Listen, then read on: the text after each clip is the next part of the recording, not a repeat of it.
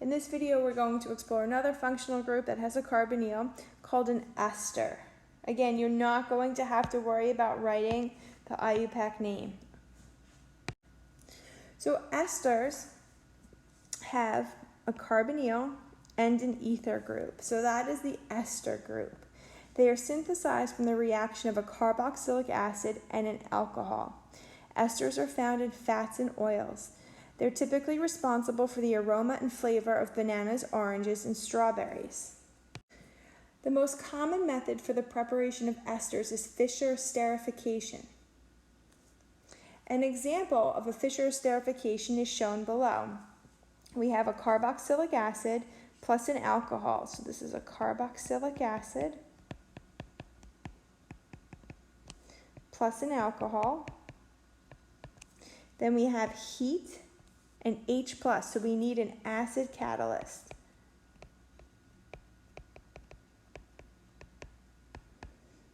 And we are able to make an ester. Again, this whole functional group is an ester, and water as our products. So we can see another example of an esterification if we use the same acetic acid, but instead of using methanol, we're using propanol. As a result, the product is now propyl ethionate or propyl acetate. This is the ester that's responsible for the smell of pears. Okay, so again, you take a carboxylic acid plus an alcohol. You need to have heat and an acid catalyst, and we're able to get an ester. Here's the ester and water. So here we have a learning check. This is write the balanced chemical equation for the reaction of propanoic acid and methanol in the presence of heat and an acid catalyst. You would be given the structure for the acid and the structure for the alcohol. So here we have propanoic acid. Here we have methanol. And then our product is an ester and water. What you might see for this type of problem on an exam is where you are given the acid and the alcohol, and you have to label which is which, and then you have to draw the product. We are not going to name esters, so don't worry about that. Again, do not worry about nomenclature of esters. The first slide of this video had the structure for willow bark. In 400 BC, the Greek physician Hippocrates recommended chewing the bark of a willow tree to alleviate the pain of childbirth and to treat eye infections.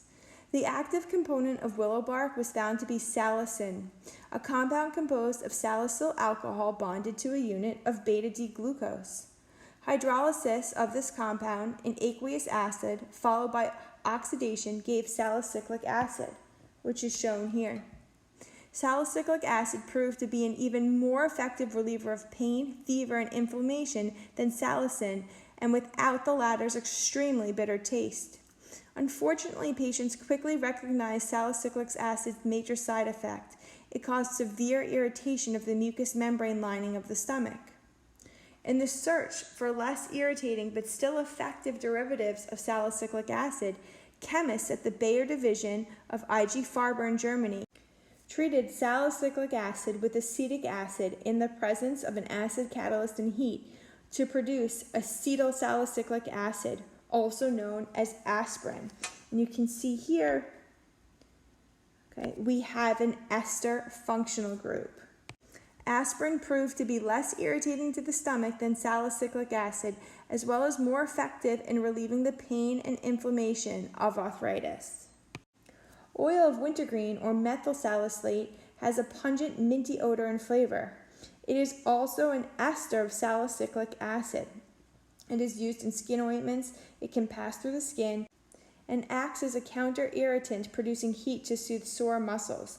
If you look here, we have salicylic acid, and instead of treating salicylic acid with acetic acid, instead if we treat it with methyl alcohol, and we also add an acid catalyst and heat, we now make an ester of the carboxylic acid on top. So this is a different compound, it's a different ester. Here we have an ester in an OH group, and then in the previous slide on aspirin, we had an ester and a carboxylic acid. So you should be able to draw the products of a Fischer esterification, or an esterification when we have a carboxylic acid and an alcohol. All right, I'm going to skip over this. We're not going to do nomenclature.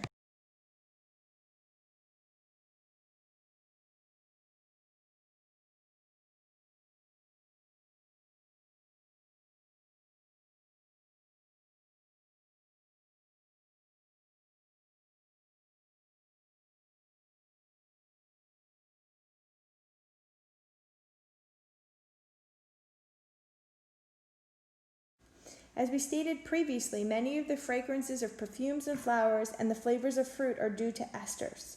Small esters are volatile. That means that they evaporate easily and we can smell them. They are also soluble in water, so we can taste them. Here is a list of different esters found in fruits and flavorings. Again, you do not have to memorize this list. You just have to be able to recognize the ester functional group. Although it's not discussed here, I just want to point something out. Here is that ester functional group.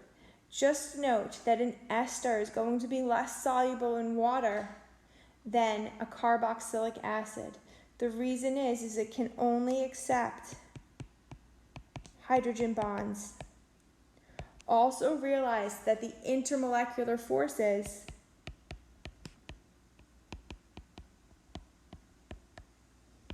will be weaker.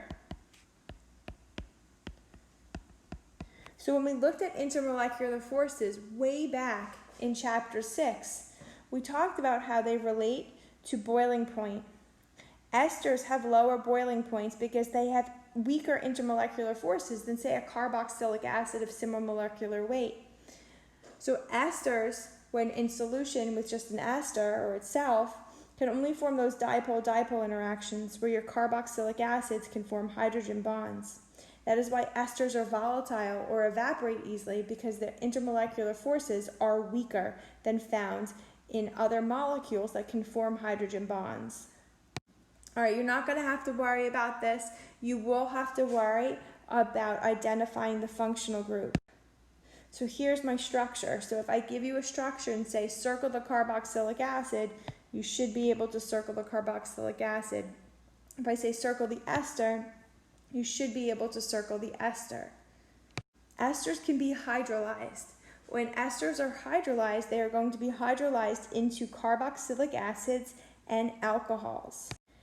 In acid hydrolysis, an ester reacts with water to produce a carboxylic acid and an alcohol. So this is the reverse of a Fischer esterification. An ester will react with water to produce a carboxylic acid and an alcohol. A water molecule provides the OH group to convert the carbonyl of the ester to a carboxyl group. So you can see here, this OH of water is what forms the OH of the carboxylic acid. Again, an acid catalyst and heat are required to make this reaction go forward. We can also hydrolyze an ester using a base. When we hydrolyze an ester using a base, the reaction is called saponification. In this reaction, the ester is broken up to produce the salt of the carboxylic acid and an alcohol. So you're forming a carboxylate salt, or a carboxylic acid salt.